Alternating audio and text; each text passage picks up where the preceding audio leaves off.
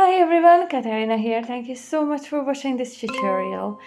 Today I'm going to be playing with some of my new goodies, the Luna Pastes by Cosmic Shimmer. And these are from my latest price haul crafty video. I will link it in the description box below if you haven't seen that one yet. So this came from Craft Stash. And the 5 colors that I got are Stellar Lemon, Stellar Ice, Stellar Aqua, Stellar Flamingo, and Stellar Jade. So these are the 5 colors that I'll be playing with today, and I was very excited to sit down to start playing with these. I have my magnetic mat in here because for my first technique to try, I will try stenciling, and I'm going to take stencils out of this Tonic Studios kit. This is a die and stencil kit, and there are 4 gorgeous stencils inside that one, and I took out 2 that I will be using. So the first one is this gorgeous fine detailed one. And on this one, I'm going to start spreading the stellar eyes. So I want like a white on white background. And I'm just using my palette knife, and it spreads so easily. I had no issues with this at all. It goes on so beautifully. My only issue was the palette knife is a metal one and sticking to that magnet in there. I had to keep cleaning the magnet off. Yeah, I don't know where my other right magnet went. I just must have misplaced it, must empty my drawer to find it. But anyway, other than that, no issues at all. This paste goes on so nice and so smooth and so quick. Just look at that gorgeous shine. Now, obviously, this has to be set aside to dry for a while. But for now, I'm going to work on the other stencil. This gorgeous detailed one. There's so many options for this one. I used this stencil in Cardmaking. I don't think I've shared it on video where I shifted it for a different color again. And it is a gorgeous stencil, but today I'm just going to use it as a one layer. So I'm going to use all my other colors, the yellow, the green, the blue, and the pink. And I'm just going to spread it from one corner to the next, and then adding the other color, the next colors beside this one. Now, my colors are going to mix in some of those little grooves, and I don't mind that. I actually like that look. But if not something that you like, then you could just always easily mask off using some low-tack tape or masking tape, some copy paper, areas that you don't want the color to go in. But I really like that look of them mixing in the same groove. So I'm just adding a little bit of a blue there, and then finally I'm going to come in with green. Now, I do suggest if you're cleaning off your palette knife, use a baby wipe or have some water beside you. I just was using a dry cloth, but that cloth is going in the bin anyway. That's why I pulled that one out today.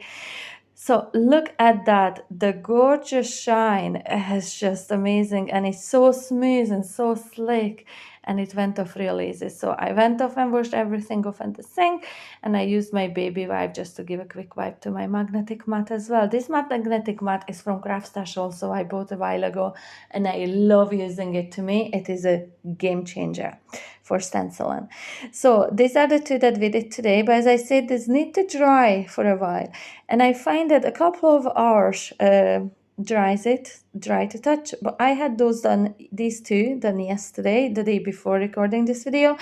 So and I also done it on black, so you can see how gorgeous and opaque these colors are. So I only used the yellow one, that black one, and there's a bit of an over stenciling, but I can work with that. So today I'm going to show you another thing that I did, and I was just spreading it just to create my own lovely shiny colored cardstock. And then here I just used my finger, and it spreads so easily and rinses off super quick. So I don't mind getting my fingers dirty anyway when it comes to mixed media like this. But if you do, I will show you another thing. I used a little sponge brush. Is it sponge brush I called, I think? And I just spread it off with that onto my cardstock, and it spreads just as easy. And I went to try to rinse that off, and it rinsed off with just cold water in no time.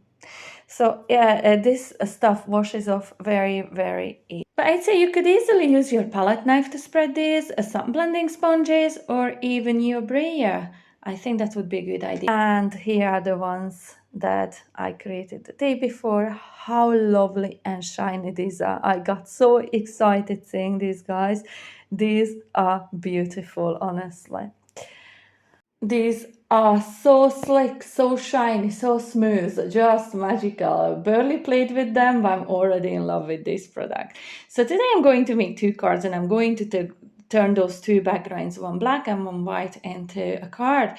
But check back, because I will be turning the other backgrounds into cards as well, using some different techniques. So today I'm going to use some foliage from an older issue of Die Cutting Essentials magazine. I think this is issue 98. And I remember that I loved these foliages. I've used them on a card, and I wanted to use them today. So several times I'm going to be cutting them out of the blue and the green. And then for my flowers, I'm going to use the dies from the fabulous floral frame stamp and die set from Chloe's Creative Cards. I'll not be using the stamps today. I'll just use two of those dies in there. As you can see, are the ones that I'm pulling off, and I cut them out repeatedly from yellow and the pink, and then I'll show you what I do with the embossing folder that actually matches these dies.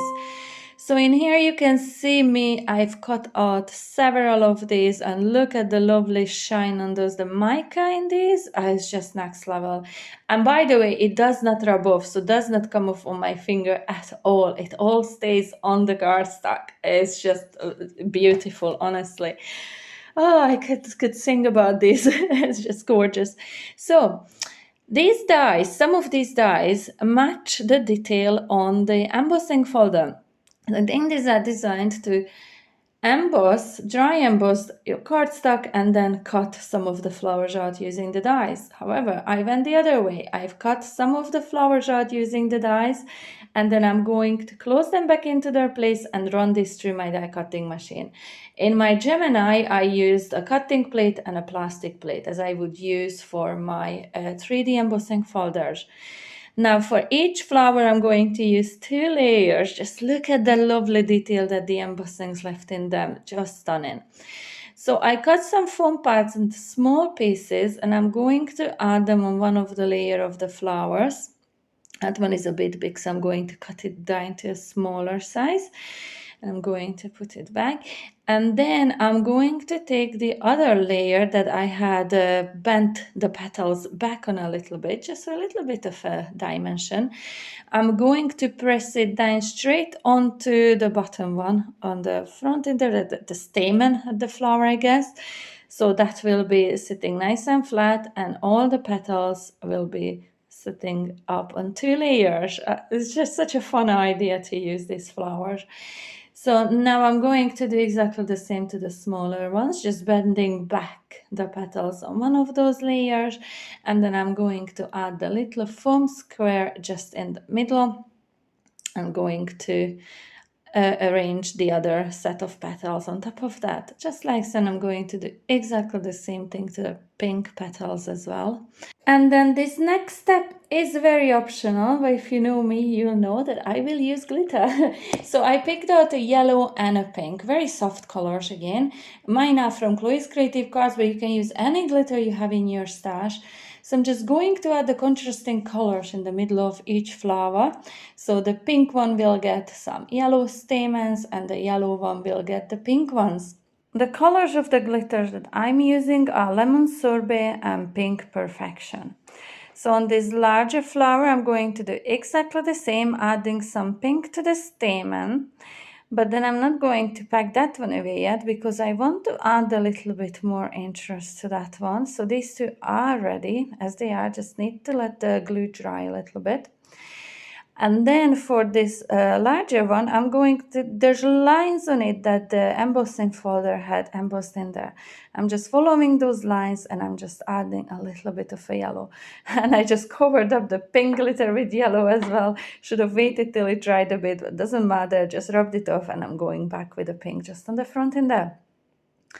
And I think this glitter just adds a lovely little bit of interest to these flowers. Definitely don't need a lot of glitter, because these are so shiny from the Luna pastes already. but I could not do a little bit. So there's another 3 flowers that I've already prepared, because I will be making the 2 cards today and I will be using 3 flowers for each. So to cut down my panels, now my card is not going to be your usual card size today, because I am working with the size of this stenciled piece that I have. The largest one that I could cut down to was 4¼ by 5½. So I'm going to do exactly the same to this black one in here. So it's 4¼ by 5½, because I didn't want to lose any of that gorgeous design in there. So I worked with the entire area. And then I'm going to cut down some mats to go behind this, which is going to be just 1/8 of an inch bigger. So 5 5/8 by 4 3/8. And I'm going to cut a white piece to go behind the black panel and a black one to go behind the white panel. For my card bases, which you can see me doing here, I'm cutting my cardstock to 10 by 6¼ of an inches. And on the 10-inch side, I'm going to score down at 5 inches. So folded in half, my card base will be 5 by 6¼ of an inch. So this is going to be the final size of my card. And as I said, it's not your usual card size, but it works perfectly for these ones in here. You can cut down your mats to a smaller one. You can work with different sizes as you wish. So in here, I'm just starting to arrange which way I want these to go. I had absolutely no idea what I wanted to do with these in here. So I'm just playing about arranging them here and there. Do I want them in the corner? Do I want them in the middle? And I did cut out a lot of this foliage in here, because I just could not make my mind up for like what seems forever and ever. So in here, this is the kind of the design that I will go with for both cards at the end. So I'm gonna come down with some of this foliage on the top left corner, and then come up with some on the bottom right. And I'm just making sure that I'm sticking everything down nicely. So with my quick grab glue, I'm going around those pieces on the leaves. And I don't want any of this foliage to be flapping. So I want this to be sitting flat against my card base or the card stuck in there. Now I realized that I left them a bit short for the larger flowers, so I just turned my card base, and I will be using that corner for the smaller flowers. Easy. So now I'm doing exactly the same thing on the upper corner. I'm just letting them hang a little bit lower, and I'm using both the blue and the green ones in here. Once all the foliage I intended to put on is on the card and I'm happy with how it looks, I'm just going to turn it around and cut away all the excess overhanging foliage in there. And then I'm going to glue this on top of that black layer that I cut down to 4 3/8 by 5 5/8. You can see how it leaves me that lovely, very thin border just on all 4 sides. So this is one of the panels is ready, but I'm not going to put it on yet on the card base, because at this point I was quite undecided if I wanted to use foam pads or not for that. So what I went ahead of camera, I prepared the black one as well. So I did exactly the same thing and matted it on the white layer of card. Look at that lovely shine on these. They are just stunning, guys. I am in love with this product. Honestly, I think I'm gonna go back for some more colors. So eventually in here, we're playing about with them. I decided I did not want to use foam pads. I think there'll be enough dimension from the flowers on there. So I'm just going to glue this one down flat against that card base. But on the other one, I could have used the black card base, but didn't feel it was too dark for me. So I decided to add just a little bit of a color, dark color. It's the dark gray from the ice gray blends or ice gray shades of tricolor alcohol markers. And I'm just dragging it all alongside the 4 sides of that white cardstock, and this makes a whole lot of a difference, gives me enough separation in there that I really like. Now you can see how this black one is bent, the white one isn't. I think it's the cardstock, the type of the cardstock that I used before I stenciled my design over it. So I added double-sided tape to the black panel, and the white one I just used my liquid color glue on there, and I glued them on flat against the card base. Now I'm going to use my hot glue to add the flowers. You can use your 3D glue, silicone glue, whatever it is that you like using. I don't feel those. I'm just not getting the hang of them at all. So I just stick with my hot glue for now anyway. And I'm just adding it behind each of the flowers and gluing them onto the card base. And in here I was, should I go the opposite direction? But then I decided that I like them a little bit more like this. And then it was just time to pick some sentiments with love on your special day. And for this other one, I'm going to go with the thank you. But look what just happened. There was ink on my finger. I didn't realize, and I smudged it onto my cardstock. So I decided to use the thank you to cover up that smudge in there, and I actually liked the sentiment in there a little bit more than in the middle. Both sentiments will be popped up on foam pads, and the thank you is from the stamp set that came with the beautiful bouquet collection from Chloe's, and the other one, the with love on your special day, is one from Chloe's box kits. I think it was last summer. So I added foam pads behind each, and then I wanted to add some black little rhinestones in here, but I just wasn't feeling it. I don't know, it didn't do anything for me. So I decided to chuck that idea and came back with these lovely white pearls, flat back pearls in all different sizes, which I love using on my cards lately, and I think it just made this card even a little bit more elegant. Definitely loved it a lot more than the black ones. And I added the white pearls to the black background as well. Look at this lovely shine, guys. These cards are gorgeous. I will add some close-up footage again at the end of this video. But do let me know in the comment section below, which one do you like more? Is it the black one or is it the white one? I really can't decide. Black is not something I often use in my crafting, but I really love how this one turned out. So do check back, because I will be turning my other backgrounds into some gorgeous cards using some other techniques with these Luna pastes. And I really am grateful for you watching this video. And if you liked it, please do not forget to give me the thumbs up, comment and share, and subscribe to my channel if you haven't yet done so. Make sure you hit the notification bell, and I will leave some link for a different card inspiration at the end of this video. Make sure you check that out too. I hope to see you back soon with another tutorial. Until then, bye!